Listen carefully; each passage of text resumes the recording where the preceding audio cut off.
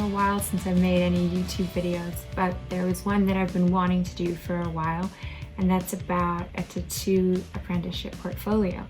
I'm not at all the expert in this, but I have been working on getting my own together because a dream for the future is to become a tattoo artist. And first of all, you need to find an apprenticeship, and to do that, you need to show some of your work. So I've been collecting some of my artwork from the past few years. I've hesitated to show it because I feel like it's never enough, you know, or enough of the right things. I did a lot of acrylic painting before, and when I've talked to some of my friends who are tattoo artists, they've said that it's important to have drawings, and I'm not so good with drawings. It's something that I've just started to work on now, so I don't feel like I have a lot of those to show. But I've put together what I have, and I'm going to show it here. So today I was actually going to go by a tattoo shop and show my portfolio to a tattoo artist, but last minute he got sick, so we postponed for a few days. But I did get together this big bag to show you. This bag of what I have as far as paintings and drawings and that kind of stuff from the last few years. I also made something of a little sort of scrapbook of exhibitions and art shows and stuff. So I thought, since I have it all here, it would be a good time to just show you what I have. So I'm gonna do that now. And I hope you enjoy it, and I hope that it's helpful in some way for those who are getting their portfolio together. I got this binder album and I put together a little portfolio of some of my earlier work. I started with a lot of acrylic painting, and I did make some little sort of very basic mock-up drawings with colored pencils of what I was gonna paint, or the style anyway. I feel like I've worked so much since here. This is 2012, and I think I've gotten a lot better. And so it was a little embarrassing to put this together, but at the same time it's part of my art journey, so yeah, I guess that's part of it, seeing the progression, right? This here is a photo of one of the chairs that I painted. I did some acrylic painting on chair. Maybe I'll just take it out here and show it a little bit closer. I was really proud of this one, and I did it in a few different ways actually. I did this one here in two tones, like black and cream, and then I had done a color version of the same motif without the owl. I really thought this one was beautiful. This was probably one of my very first paintings on canvas, and I was very proud of it, so I used it to make my little name card. This very early work actually I did exhibit. I had a small exhibition with another artist, and there was a little article in the paper about it too. This is just another one of those very beginning sketches in color pencil. One of my earliest projects, I was painting on chairs for some reason. I thought that it was fun to paint on furniture, and I did a set of 4. I managed to find some of my original sketches. The idea was to do 4 with a similar theme, but with, you know, some little differences. So I did this set of 4. Base color was mainly cream, but I did different flower designs in the eyes, and I wanted them to be happy. Like, I think you can see that. The smile is kind of goofy. It was supposed to be a twist between the Day of the Dead being, you know, about death, I guess, and then the happiness in it. If you really know about or research the Day of the Dead, though, it is a happy occasion. It's a time where they're celebrating life, the lives of the ones who have passed on, and all the good things. That's another one, and then this is the last one of that set of 4. It actually sold at my first exhibition. It was very encouraging for me how much of my work was sold. These ones was actually, it was my second exhibition, but my first solo, where these ones were displayed. They're very cartoony, and I wanted to work with more texture, but that I kind of got into a little later. Here I have the little brochure that I made about the exhibition. Labeled some of this stuff. I painted on chairs and on canvas and on skulls. Unfortunately, I didn't take a lot of pictures of the skulls, and I really wish that I had. I did a little explanation on the back because I'm living in Denmark, and it seems like it's something that people here just don't really know about, or they didn't anyway in 2013. And I got so many questions about why were the women's mouths sewn together, which they aren't. It's not that at all. It's it's because it's supposed to look like a skull, right? Yeah, so I did a little explanation on the back in Danish so that people could read about that. It came in the newspaper as well, that first one. It was a really big deal for me because 2013 was really the second year that I painted, and already I had a solo exhibition at the sort of, City Hall, their art group, and it was a really big thing. I think I needed to come up with 30 pieces of art, and I'd only ever done one painting on canvas, so it was like I really had to get cracking and create for that. 2013 was really a very big year for me. It just kind of started taking off suddenly. That same year, I was invited by the Mexican embassy to exhibit for their official Day of the Dead party. They wanted to display the chairs that I made, the Day of the Dead chairs, and I was super excited about that. The only problem was that I actually sold all 4 of the ones that I'd made at the last art show. They'd seen them, I guess, on social media.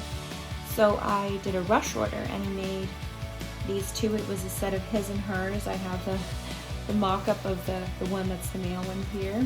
And actually, this one here is the hers one. That's here underneath. Oh, ruining everything. So I tried to make that a very feminine one. This stuff, I have like looked through all my old sketchbooks and kind of collected together some of this to put together a story of what I've done. It was a pretty fun walk down memory lane, really, to put all this together and see what happened. So yeah, that was my exhibition at the Mexican embassy here in Copenhagen. And this is a little, they did an official brochure here where they had, named me and then some of the other things that were happening. That's another one that I had for this particular art show, a bit of a design skull. The brochure they made for that event, and on the back they had a full page about me, and they showed actually all the chairs I've made, even the ones that were sold, and an interview with me about it. I had said that it was my interpretation of Day of the Dead because I feel like there can be a lot of discussion about what's accurate and correct and all this, and I wanted to just say that this was my interpretation of it. And I put myself into the theme and did it how I wanted. This is a skull sketch that actually I did a bit later, but I put it in because it fit with the theme, all these little goofy flowers. I did a little charcoal. This is like, it was as if I skipped a year, 2015. I actually did some stuff, but I just didn't have maybe really good pictures of it. 2016, I started with charcoal. This is a sketch of a friend of mine, and then I did this one here, which is of a tattoo artist, and I did this one in oil as well. I had been working with acrylic paints, and I just felt like it didn't give the texture that I wanted, so I did a little bit of pencil sketching here. I think it was all charcoal though, and this one's really nice. I'm still so happy with it. Yeah, so then actually I went over to acrylics, oil, but I'll just show you the rest of what I have here. This is an assignment from last year. Picture of a girl. You see her through broken glass. Took me maybe about 5 sessions, small sessions, to complete it. It was driving me crazy that a sketch took so long. I thought oil paintings was fine, but a sketch should be faster. And that was a huge adjustment for me that it was slow, but I think it turned out pretty well. I'm happy with it. I don't know if you can see it well enough here. This was this sketch here I did from a YouTube tutorial from a guy called Bradwin Jones. He's awesome, and just wanted to do something very basic where you just map out the drop shadow and the planes and stuff like that. yeah, then I did a really basic tattoo design for a friend where you have like the Day of the Dead Girl, the King's Skull, marigold flowers, which they have so much of, and a rose. This is what I hoped would be the first tattoo I make, but I think I maybe just start a little smaller. We actually went ahead and did a stencil of it. I enlarged it and we tried it on him. He came by the shop and it actually fit him perfectly. It was good. This wrapped around his thigh, and then this part came down. No, we skipped these leaves. And then this part here just came like around his kneecap. So it was a super good fit for him, which was amazing because I didn't really know what size he was going to be. Then I did a skull here. This is the sketch. Now it's the original. It's actually what I have in here. I also put in my very first tattoo on fake skin. I like it, but I know that the lines I actually didn't quite do right because they're not maybe the right depth or something like that. So that needs a lot more practice. This is turning into a whole like show and tell of a lot of my art journey. The next thing that I brought was some of my paintings, oil paintings. In about, beginning of 2016, I thought like I really need to level up. I need to paint with oil because that's what all the greats do. And I wanted more texture in my paintings. So I decided to switch to oil. It was like a huge mess in the beginning because everything was just moving around and I hadn't quite figured out how to do it. So it was such a smudgy mess. Actually, at that point, I went to London and I had a very short, it was like 4-hour course with an artist called Chris Guest, an oil painting workshop, and it really did help a lot. Just basic techniques of how to build up your picture. And something just as simple as if you're right-handed, start in the left-hand corner and work your way this way so that you're not moving up and down when you're painting and smudging everything together. These two I actually did before I had gone to the course, so I was encouraged that these turned out the way they did because I'm really still quite proud of them. These are prints. I made prints of some of my favorites. I had a photographer take really good pictures of them, and then I did like limited edition prints. These are, I have 2 left. I think I did 10 of these. This is the 10th one. It's called Rolled Up. I will put a picture of this on the screen, but here we go. This is a picture of my friend Sandra. She is amazing with selfies, and she took this photo of herself, and I asked her if I could paint it, and yeah, I was really, really happy with it. And then I did it as a set. I did 2 that were supposed to go together. I thought it would be amazing if they could hang side by side, and they did. I had some people buy both so that they could hang together. Okay, so here's the other one, and again, I'm going to put the proper one in the corner here so you can see it really well. I felt like these 2 went together so well, and I'm still just super happy with them, how they turned out. I like it when the face kind of comes out of the darkness and you have a little bit in the light and the rest kind of just fades to black. This one here, it's a print of, this one I have the original of, so I will show you the original instead. This is one that I decided I'm not selling, I'm keeping it, it's hanging in my living room and I love it. I did this one at my very first workshop. It was that 4-hour workshop. This is what I made and I was so proud of it. I still am so proud of it. I put varnish, a type of varnish on it, and I've got this frame from a secondhand market. I'm like collecting frames so that I can frame my oil paintings in vintage frames because I just think that that gives a really, really cool effect. So I actually have to paint the picture, cut the board to fit the frame now because I can't really do it the other way around. So there was that one. This is where it becomes really heavy, because I'm actually painting on MDF panels, like wood here.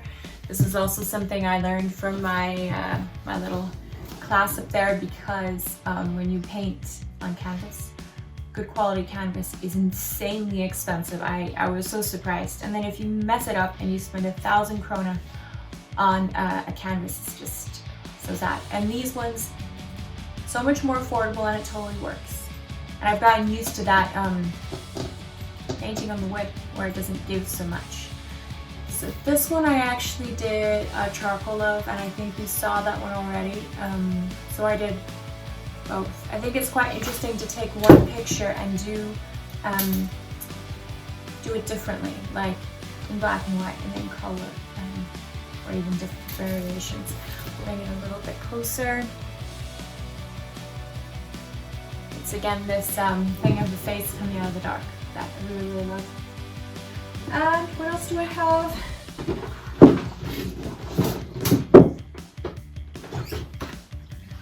So a friend of mine who was actually setting up the little meet I had today, he said that the guy I was gonna show my stuff to liked just, you know, just all the drawings, like even the ugly stuff. So I got together a bunch of drawings that I maybe wouldn't show otherwise. A really sketchy, messy owl here. And this one I think is adorable. A little grumpy owl. And a feather that I did. This one I'm actually quite happy with. I think it turned out pretty well. Some really sketchy flowers. I think that this sort of rough look could be something I would like to tattoo at some point, especially the top one. This is the corner of an owl's wing. It's like bent around. I just thought it looked cool, so I gave it a shot on those weird feathers. A funny rose. I was practicing these. I think I've gotten better at this. Oh my god, yes, such random stuff. Noses. An unfinished painting. This is just going against my grain to show something unfinished. This is when I was starting with the Joker, and it is super, super unfinished, and the eyes are okay-ish, but it's just really, really not done. But yeah, bringing something that's not finished.